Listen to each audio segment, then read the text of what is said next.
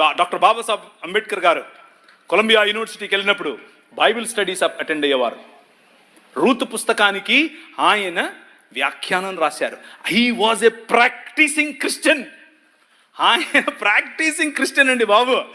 ఆయన ఒకరోజు 3 లక్షల మందితో కలిసి నేను బాప్తిసం తీసుకుంటాను అని చెప్పి ముందుకు వచ్చి మన మెథడిస్ట్ సంఘంలో ఉన్నటువంటి బిషప్ గారికి చెప్తే, బిషప్ గారు దానికి కావలసినటువంటి పనులన్నీ వసతులన్నీ ఏర్పాటు చేసుకునే క్రమంలో నెహ్రూ గారు ఫోన్ చేసి ఏంటండి మీరు ఇలా చేస్తున్నారంట, ఇలా చేస్తే మీకు ఈ పొలిటికల్ అపోజిషన్ ఎక్కువైపోద్దని చెప్పైతే మనోళ్ళు మాకొద్దండి, మీరు పొలిటికల్ కన్వర్షన్ అంట మాకొద్దు అని చెప్పి నెహ్రూ గారి ఒత్తిడికి లొంగారు. ఒక పక్క ఇంకొక ఆయనేమో గోసి కట్టుకుని నిరాహార దీక్షకి వెళ్ళాడు. ఏమని, నువ్వు వెళ్తే ఏ మతానికైనా వెళ్ళు కానీ క్రైస్తవానికి వెళ్ళొద్దని. ఆయన నన్ను అత్తే నాకేంటి